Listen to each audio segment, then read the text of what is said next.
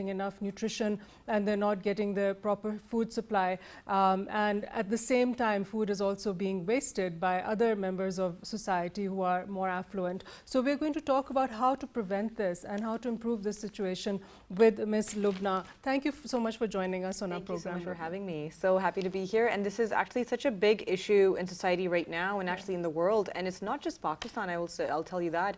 It's pretty much all across the world. And countries, especially like, in places in North America that are abundant in so many resources, people just aren't aware how to make use of the food that they have on their plate in order to avoid the waste. Right, exactly. Right? Now we have the celebrity chef, Max Exactly. Lamana, who's made it his mission to sort of educate people about this issue and how food is wasted and then how you can curb this wastage of food. So, Lubna, you're a dietitian and food expert. So can you please tell us your views about how to curb this wastage of food in a developing country like Pakistan, where you have these nutritional deficiencies in small children and you have stunting, the children have stunted growth.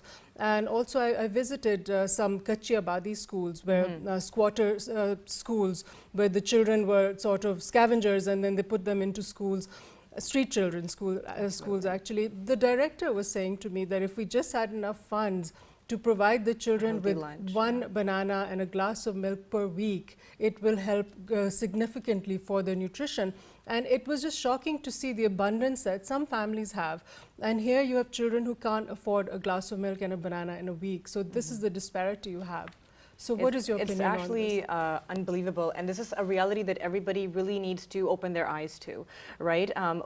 There's many practical ways on how to avoid food wastage, and one of them that I actually tell everyone to do is like shop smart.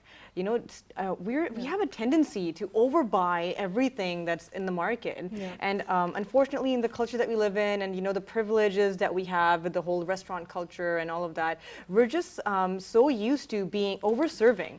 What we're actually supposed to eat. And when we're doing that, you're actually never going to finish what's on your plate. And when you're doing that, that means you're not shopping smart. Things are going bad in your kitchen. You're not looking at the expiry dates. One of the main things that I have an issue with when I'm doing my consultations with people are just not aware on where and how to store the food. Yes, that's right? very true. So what are you actually supposed to put in the fridge? I see people putting in onions in the fridge when they're going to go bad, right? So you really have to educate yourself in where to store your food. So potatoes and onions, they go in the pantry. You don't have to put them in the fridge, and they stay away from each other. You don't need to put tomatoes in the fridge either. You can just store them, in a cool, dry place. These things can help, help stop, making the food go bad at a very fast rate, and then you're not going to eat it. Another important thing that I tell people to do is start freezing your food, right? So when your food is ripening and it's about to go bad like the next 2 or 3 days, you just cut it up and freeze it. It helps you food prep, which is a really big deal these days. If you want to become a healthy person, you're always going to plan your meals out, right? So prep your meals and, cut them up, freeze them. You're more likely to use them if they're ready for you to use, rather than, oh my God, I have to go home, I have to cut all the vegetables, and I have to cut all of these things. Have them ready to use. And that's a healthier way of living as well. Exactly. Yeah. Now, when a lot of this food is thrown away, it ends up in landfills. And this is what, this chef Max Lamana was saying, that landfill then releases methane gas, and that contributes to the climate change, greenhouse gases, etc. So what are the alternatives? For example, recycling is so useful when you dispose of your organic waste in such a manner that it can be recycled and it can be used for composting, etc. One of the great things that I love about Pakistan is that I see almost every household that has privileged spaces, they're growing a little bit of their own vegetables, right? And I see herbs, or I see something that they're growing. So you can always, and this is what I do at my home as well, is that you can use your food waste and make a better fertilizer. And start, using your food compost for that. So, and another thing you can do is like say all those peels or chicken skin and bones and all of that, you can make stock. Instead of buying those, those little tablets or those little chicken things, flavorings, you can make your own stock. And I'm telling you, they're much more flavorful and more abundant in nutrition form when you're using that. That's in turn going to help you at least reduce your own carbon footprint, right? So it starts with yourself. All of these things that we talk about, these are such huge issues that we cannot tackle in just one day. It starts with yourself in your own home. What are we doing wrong?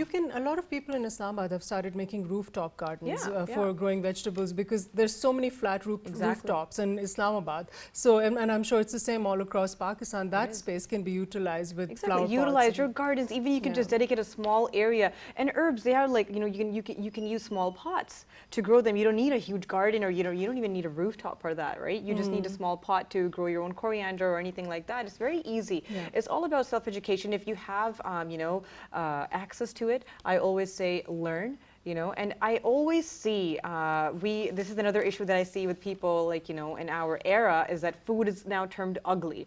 So when you go food shopping or grocery shopping, I see a lot of people, like, picking through their apples or picking through their bananas because, oh, this banana is ugly, so I'm not going to buy it. It has to be perfectly, beautiful.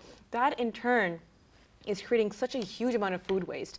This is actually a really great thing that I saw. Because the perfect fruits and vegetables are not necessarily organic. Exactly. Right? So the organic ones are not going to be beautiful anyway. 100%. And this is a tactic that I don't know if we can employ over here in Pakistan, but I think it would be greatly beneficial. I saw a lot of big grocery grocery stores doing this, is that offering these so-called ugly foods at a discounted rate, just to make sure that people do end up buying them, because there's nothing wrong with them. Right? It's just that maybe they're not perfectly round, or they're not perfectly colored, but they're still food. Exactly. And there are people, like you said, that don't even have access to, say, a glass of milk or a banana. There's a huge disparity. I don't think in such a situation and in such a country, anybody should be wasting food. 100%. You have to look around and see where it's needed. Thank you so much, Lubna Khan, for joining us on this program today. Thank you.